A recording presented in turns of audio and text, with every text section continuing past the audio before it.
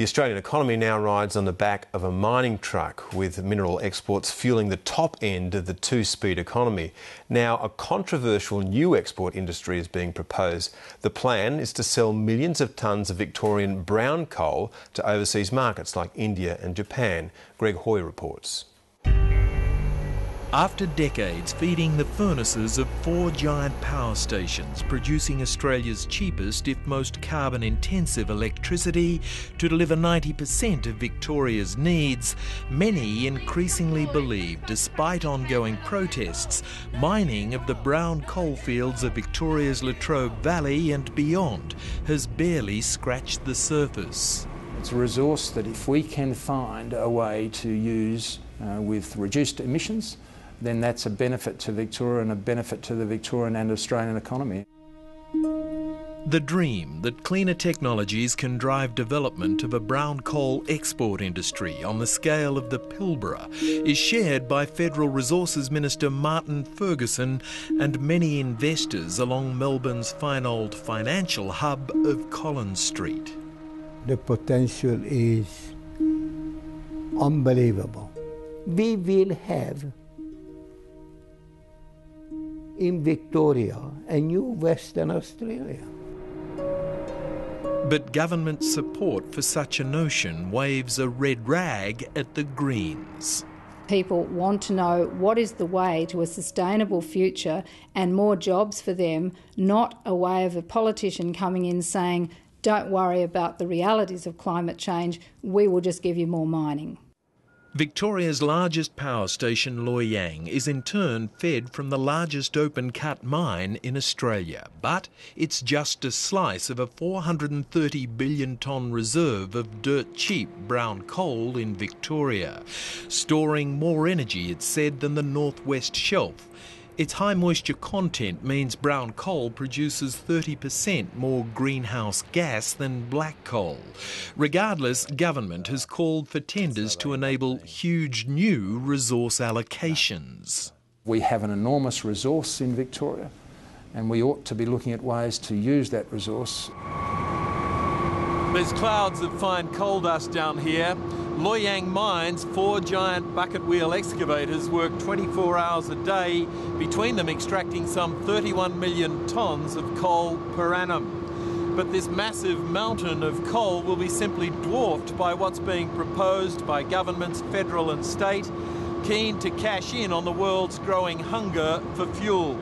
To go down to a coal region at the end of the fossil fuel age, knowing that countries like India have already applied a coal tax on imports, knowing that Tata, one of their largest corporations, is saying, why would you invest in coal-fired power? It's actually not fair. It's not past its prime. I think what's more important is there's technologies now that can unlock the value that's in the Latrobe Valley. And it literally is hundreds and hundreds of years and billions of dollars. So what are these magic new technologies? Trevor Bourne is CEO of Exogen, now bidding for 1 billion tonnes of brown coal for both export and local supply, with shareholders including India's Tata Power and Japan's Itochu. Exogen is trialling technology for the Latrobe at the infamous Beaconsfield gold mine in Tasmania, where brown coal slurry is dumped down a heated 1 kilometre shaft to extract 80% of moisture content and so slash greenhouse emissions. If Exogen gets it right, then we guarantee our future economically, whilst also creating new export opportunities in terms of the potential export of brown coal, whilst at the same time securing reliable power for Victoria. Well, we've heard a lot about clean coal for a very long time, and the fact of the matter is it's nowhere near being technically and financially feasible. We would hope that we, sometime in the 3 to 5 year range, we would be, start the construction of a commercial facility. That's a similar time frame to Yallourn Power Station's plans for a pilot plant that developer Ignite Energy claims will reduce brown coal emissions by 50% for a fuel that is far cheaper than black coal. But no one is more supremely confident of his clean power technology than 90-year-old Melbourne businessman Les Erdy. the cheapest electricity we have, but the dirtiest, right? And this is why I can clean it.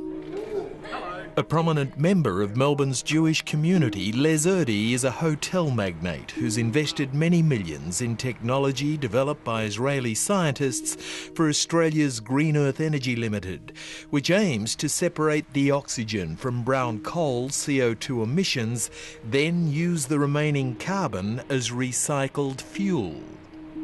So is it ever really going to happen? Well, it could happen today. The technology exists to have far more efficient power stations right now, today. The biggest revolution, whatever came to this country in energy, is no doubt about it. If you want to put a 10 million bet, I make a 10 million bet on it. Certainly we've got to be open to whatever new technology can deliver. But what we're finding is that all of these so-called solutions still end up as high emissions alternatives compared with renewable energy technology. Yesterday and the day before there wasn't very much wind around. I mean, we'd have to switch the lights off. Where is the power going to come from? There is no alternative. Meantime, the nation's largest energy retailer, AGL, is now seeking regulatory approval to take over the brown coal behemoth Loy Yang. AGL wouldn't be interviewed, but even if the proposed carbon tax was more than doubled, market analysts say Loy Yang would remain the cheapest electricity generator. So rumours of a death knell for brown coal, it appears, might have been premature. And if certain dreams come true, more will be dug up. Indeed, some say the sky is the limit. Greg Hoy reporting.